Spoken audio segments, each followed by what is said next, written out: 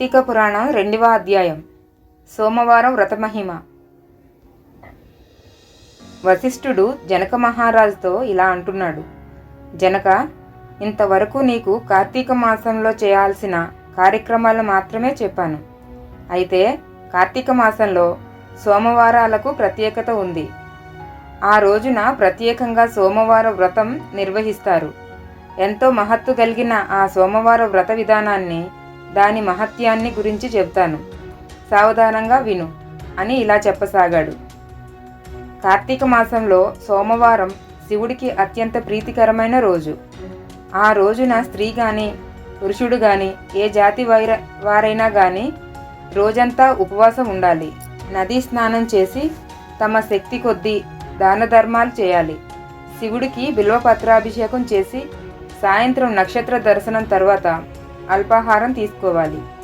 ఈ విధంగా నిష్ఠతో ఉంటూ ఆ రాత్రంతా జాగరణ చేసి పురాణ పఠనం చేయాలి. ఉదయం నదీ స్నానం ఆచరించాలి. నువ్వులను దానం చేయాలి. తమ శక్తి కొద్దీ పేదలకు అన్నదానం చేయాలి. అలా చేయలేని వారు కనీసం 3 బ్రాహ్మణులకు తృప్తిగా భోజనం పెట్టిన తరువాత తాము భుజించాలి.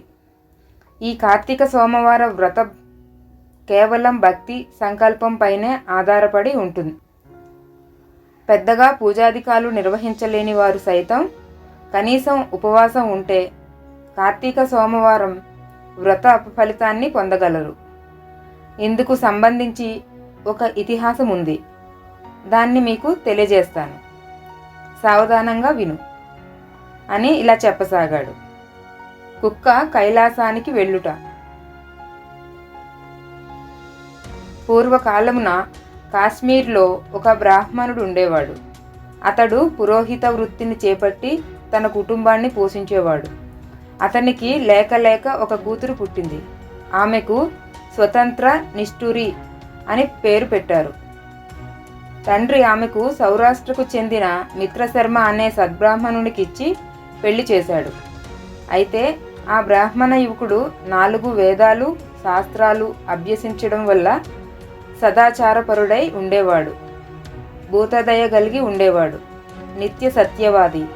నిరంతరం భగవన్నామస్మరణ చేసేవాడు. ఈ కారణాలతో ప్రజలంతా అతన్ని అపరబ్రహ్మ అని పిలిచేవారు. ఇంతటి ఉత్తమ పురుషుడికి భార్య అయిన స్వతంత్ర అందుకు భిన్నంగా ఉండేది. యవ్వన గర్వంతో కన్ను మిన్ను గానక పెద్దలను దూషించేది. అత్తమామలను భర్తను తిట్టడం, కొట్టడం, రక్కడం చేసేది. పురుష సాంగిత్యంతో వ్యభిచారిణి అయి తన ప్రియులు తెచ్చిన తినుబండారాలు, బట్టలు, పువ్వులు ధరించి దుష్టురాలై తిరుగుసాగింది. ఆమె తమ వంశాన్ని అప్రతిష్ట పాలు చేస్తోందని అత్తామామలు ఆమెను ఇంటి నుండి వెళ్ళగొట్టారు.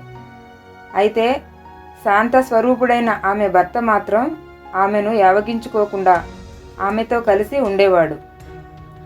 చుట్టుపక్కల వారంతా ఆమెను గయ్యాళి అని యావగించుకుంటూ కర్కస అని పేరు పెట్టి ఎగతాళి చేసేవారు. ఇలా కొంతకాలం తర్వాత ఆమె ఒకనాటి రాత్రి తన భర్త గాఢ నిద్రలో ఉండగా ఓ బండరాయితో అతని తలపై కొట్టి చంపింది. ఆ మృతదేహాన్ని అతి రహస్యంగా దొడ్డిదారిన ఊరి చివరకు తీసుకువెళ్ళి అక్కడున్న బావిలో మృతదేహాన్ని పారేసి పైన చెత్త చెదారంతో నింపింది. తనకు ఏమీ తెలియదన్నట్లుగా ఇంటికి తిరిగి వచ్చింది. తనకి ఇక ఎదురు లేదని, అడ్డు అదుపు ఉండదనే అహంకారం పెరిగి ఇష్టారాజ్యంగా తిరగసాగింది. తన సౌందర్యాన్ని చూపి ఎందరినో క్రిగంటనే వశపరుచుకుంది. వారి వ్రతాలను పాడు చేసి నానా జాతి పురుషులతో సంభోగిస్తూ వర్ణశంకురాలైంది. అంతటితో ఆగకుండా కన్యలు, పెళ్ళైన మహిళలకు దుర్బుద్ధులు నేర్పి పాడు చేసి విటులకు వారిని అప్పగిస్తూ ధనార్జన చేయనారంభించింది. ఆ తర్వాత ఆమె యవ్వనం క్రమంగా నశించడం ఆరంభమైంది. వయసు పైబడసాగింది. చేసిన పాపాలకు గుర్తుగా శరీరంపై పుండ్లు ఏర్పడ్డాయి. వాటి నుంచి చీము రక్తం కారుతూ క్రమంగా కుష్టు వ్యాధి బారిన పడింది. రోజు రోజుకు ఆమె శరీర పటుత్వం కృషించి కురూపిగా మారింది. యవ్వనంలో ఆమె కోసం వంతుల వారీగా ఎగబడే విట్లుల్లో ఒక్కరూ ఇప్పుడు ఆమె వైపు కన్నెత్తి కూడా చూడడం లేదు. అలా కొంతకాలం ఆమె ప్రత్యక్ష నరకాన్ని చవిచూచి పురుగులు పడి చనిపోయింది. బతికినన్ని రోజులు ఒక్క పురాణ శ్రవణమైన చేయని పాపి కావడంతో భయంకరంగా కనిపించే యమకింకరులు ఆమెను యముని ముందు హాజరుపరిచారు. చిత్రగుప్తుడు ఆమె పాపపుణ్యాలను ఏకరువు పెట్టారు. పాపాలకు ఎర్రగా కాల్చిన ఇనుప స్తంభానికి కట్టాలని, విటిలతో సుఖించినందుకు ఇనుప స్తంభాన్ని కౌగిలించుకోవాలని ఆదేశించారు. భర్తను బండరాతితో కొట్టి చంపినందుకు ఇనుప గదలతో ఆమెను మోదాలని ఆదేశించారు. పతివ్రతలను వ్యభిచారిణులుగా మార్చినందుకు సలసల కాగే నూనెలో వేచారు. తల్లిదండ్రులు అత్తమామలకు అపకీర్తి తెచ్చినందుకు సీసం కరిగించి నోట్లో చెవిలో పోశారు.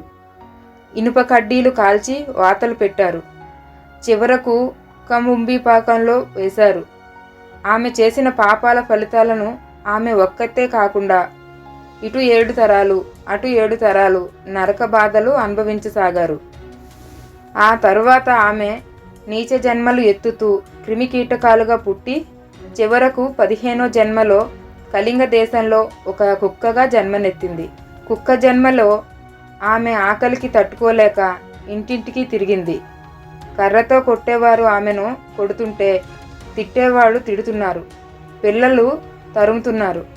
అయితే ఒక బ్రాహ్మణుడు కార్తీక సోమవార వ్రతం ఆచరించి ఉపవాసం ఉండి సాయంత్రం నక్షత్ర దర్శనం చేసి ఉపవాస విరమణ నిమిత్తం సిద్ధం చేసుకున్న అల్పాహారాన్ని అరుగుపై పెట్టి కాళ్ళు చేతులు కడుక్కునేందుకు వెళ్ళాడు. అయితే ఆ కుక్క గబగబా వెళ్ళి ఆ ఆహారాన్ని భుజించింది. వ్రత నిష్ఠగరిష్ఠుడైన ఆ బ్రాహ్మణుడి పూజ విధానంతో జరిపించిన బలి అన్నం కావడం, కార్తీక సోమవారం నాడు కుక్క ఆకలితో రోజంతా ఉపవాసం ఉండడం, శివపూజ పవిత్ర స్థానంలో ఆరగించడం వల్ల ఆ కుక్కకు పూర్వజన్మ విజ్ఞానం ఉద్భవించింది. వెంటనే ఆ కుక్క విప్రోత్తమ నన్ను కాపాడుము అని మొరపెట్టుకుంది. ఆ మాటలు బ్రాహ్మణుడికి ఆశ్చర్యాన్ని కలిగించింది. మనుషులెవరూ కనిపించలేకపోయేసరికి అంతా భ్రమ అనుకున్న ఆ విప్రుడికి మళ్ళీ మాటలు వినిపించాయి. రక్షించు రక్షించు అనే కేకలు వినిపించాయి. ఆ మాటలు కుక్క నుంచి వస్తున్నాయని గ్రహించిన బ్రాహ్మణుడు, ఎవరు నీవు, నీ వృత్తాంతమేమిటి అని ప్రశ్నించాడు. అంతా ఆ కుక్క తన వృత్తాంతాన్ని వివరించింది. 15 జన్మల క్రింద సద్బ్రాహ్మణుడి భార్య అయిన తాను వ్యభిచారం చేసిన తీరును, భర్తను చంపడం, వృద్ధాప్యంలో కుష్ఠవ్యాధితో దినదిన గండంగా బ్రతికి చనిపోయిన తీరును, నరకంలో అనుభవించిన శిక్షలను గురించి వివరించింది. ఈరోజు మీరు కార్తీక సోమవార వ్రతం చేసి ఇక్కడ పెట్టిన బలి అన్నం తినడం వల్ల నాకు జ్ఞానోదయం కలిగింది. కాబట్టి ఓ విప్రోత్తమ, నాకు మహోపకారంగా మీరు చేసిన కార్తీక సోమవార వ్రత ఫలమొక్కటి ఇచ్చి నాకు మోక్షం కలిగించు అని ప్రార్థించింది. దాంతో ఆ శునకం మీద జాలితో ఆ బ్రాహ్మణుడు తను చేసిన కార్తీక సోమవార వ్రతాల్లో ఒక రోజునాటి ఫలాన్ని ఆమెకు దారపోశాడు. అలా చేసిన వెంటనే ఒక పుష్పక విమానం అక్కడకు చేరుకుంది. కుక్క తన జన్మను చాలించి సూక్ష్మదేహంతో పుష్పకాన్ని చేరింది. అటు నుంచి శివ సాన్నిధ్యాన్ని చేరుకుంది. ఇది శ్రీ స్కంద పురాణే 2వ అధ్యాయం సమాప్తం.